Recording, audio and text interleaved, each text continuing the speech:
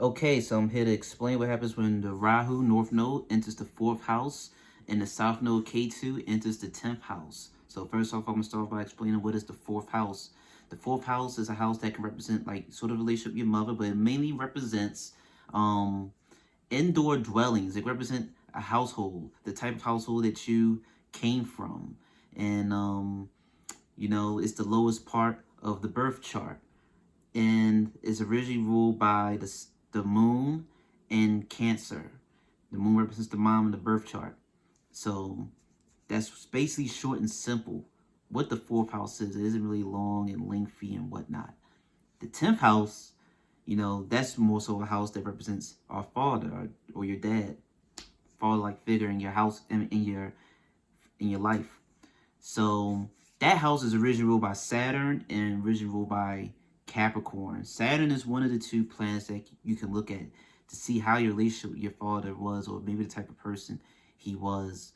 The 10th house represents career, the impact that you make on the world, and the impact you make on others. The impact that you might want to make on the world or on others, because if you are pursuing a career or trying to make your own career, usually you sort of making like some impact on the world. You're sort of like making a stamp out there on the world, like Microsoft or whatever.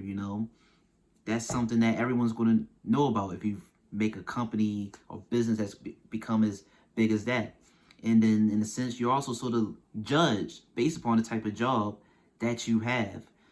People will look at you and treat you differently to an extent if you worked at McDonald's versus if you're working for like Tesla or something. So that's why the 10th house can be sort of looked at as like how you come off to people, the status and impact that you make on the world and make on other people.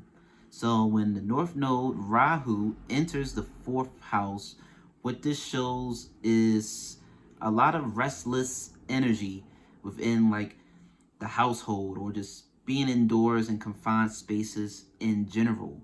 You know, see, putting the North Node, the head of the dragon Rahu, into the 4th house is, in my opinion, it's like envisioning like putting a large animal in a tiny cage. It's just flailing and trying to get out. It's restless. It wants to move. It wants to break free. It doesn't fit and feel well being confined and caged in. That's how I look at the 4th house when you have the North Node there. So like these people, they just tend to just, for whatever reason, just can't sit down within their household, or maybe just have a bad attention span or whatever. And these people, they can probably tend to have moved around a lot, maybe when they was younger, because the 4th house can literally sort of represent, your household. So these people, for whatever reason, maybe they got kicked out their house a lot, or moved around from house to house a lot, state to state maybe.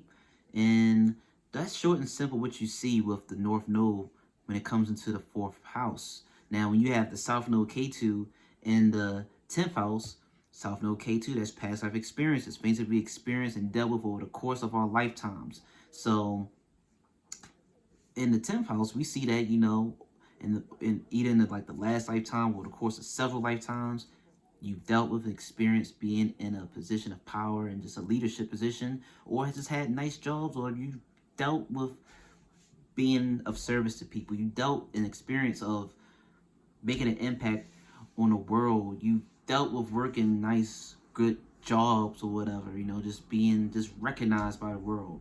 And now, in this lifetime, you desire to not really be seen by the world. You decide you rather go underground, in the 4th house. The 4th house is like the lowest part of the birth chart. The 10th house is the peak. So Rahu, you desire to go underground, but you're restless underground. This is just a tricky placement. These are tricky placements for these two to be at, because usually the North Node, it wants to be seen. Rahu wants to conquer and be seen, but now you just got him in some cage, and he just feels restless in this environment, and he's a bit unsatisfied. And K2, the South Node, is like, I've already dealt with being a public figure and having a nice job and being a boss, and I don't want to do this no more. So these are sort of, in my opinion, two very unhappy positions for the North Node and the South Node to be in. So the remedy for these people, you know, is just, as always, you got to take the South Node, the past life experiences, and apply it to the North Node to help it. So here, what these people got to do, they got to figure out how to make a job, how to get a job, make a living, but still be in maybe like a fourth house environment. You know, like just be in a comfortable, relaxed environment that just feels comfortable and like home. Like YouTubers who make videos, or people who Twitch and be on Twitch and playing video games and just get paid to play video games and just be themselves. They don't got to worry about answering to nobody. They don't have to worry about being seen by nobody really, even though they are recording themselves, but they could just be in their pajamas and still make money, more money than people who are working a regular 9 to 5 job. You know, these people with South Node, Ketu in the 10th house, they just tend to just feel unsatisfied with their work, feel unsatisfied with the job that they behave are at. You know, they could be having a great job, but they just feel as though just real unsatisfied, just really unhappy at that job.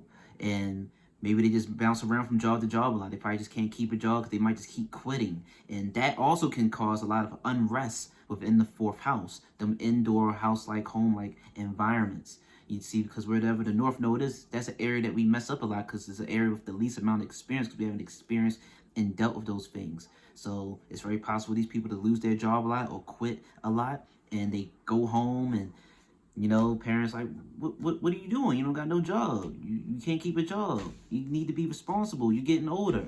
Or you have a girl, you have kids, and she's getting upset because you can't keep a job and you ain't making no money. So these are the type of dysfunctions that can happen with these two placements when North Node is in the fourth house and the South Node is in the 10th. But like I said, these people would desire to make money and just have a profession and have a job that is little, you know, not in front of the spotlight, and where they can just be themselves and in the comfort of their own home. It don't gotta literally be their home, but just gotta feel comfortable like they're at home.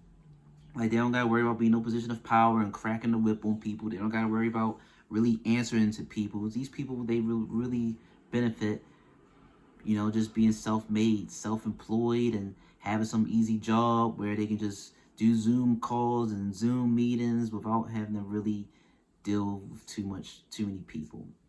And that's basically what I have to say in regards to what happens when the North Node enters the fourth house and the South Node goes into the 10th house.